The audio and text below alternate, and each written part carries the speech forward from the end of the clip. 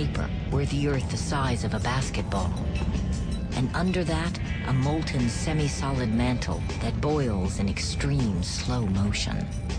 And finally, two cores, a liquid iron core pulsing out a magnetic field that helps shield us from a deadly cosmic wind from our sun. And a solid nickel and iron inner core. By now, the remarkable process of plate tectonics has kicked into gear. Though how and when it started exactly, we do not know.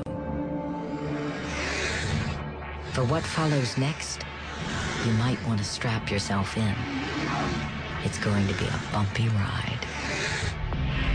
Here's how it might have happened. At first, Cretans and one continent called had the planet all to themselves.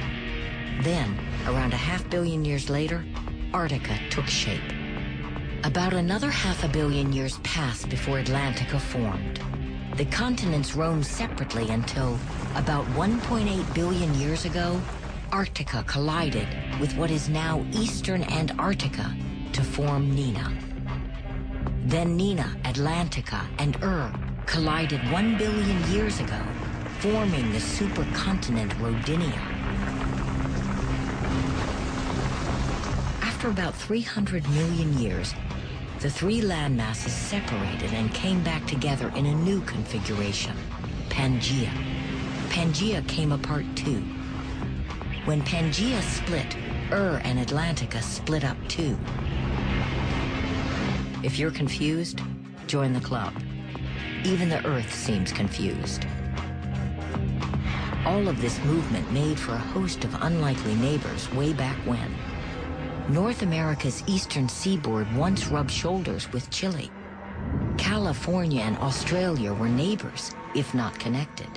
And Brazil was either connected to Nigeria or very close. Run the Earth time machine backwards, and you can see why. But no matter how many times you run the demolition derby of the continents, a question remains. What the hell is driving them?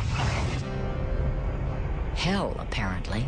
The force driving the plates is the slow movement of the super-hot semi-solid mantle that lies below the rigid plates. Like hot soup, magma boils in slow motion.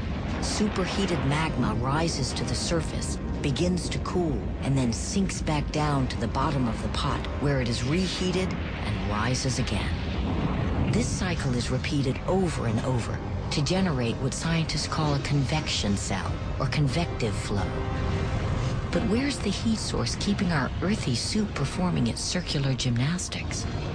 Well, most of it is left over from the spectacularly energetic collisions and gravitational crushing that created the Earth to begin with. It's still trapped down there, and it wants it out. And there's something else in the molten depths that makes it pretty hot real estate.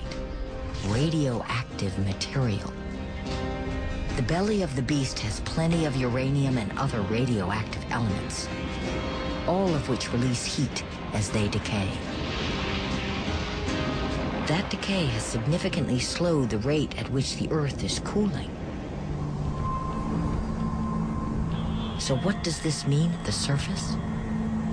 Two things. First, magma being burped up along the ridges, those places like Iceland where the Earth is tearing itself asunder, is pushing the plates in their respective continents apart. Second, what goes on at the other end of those plates, the collision zone, may be equally important. Here, where the heavier plates dive under the lighter ones, yanked downwards by gravity, they haul along their plates back into the oblivion of the mantle. That's what we know. Or what we think we know. But the details of what's going on in the deepest parts of the Earth that drive the engine of plate tectonics, we may never know.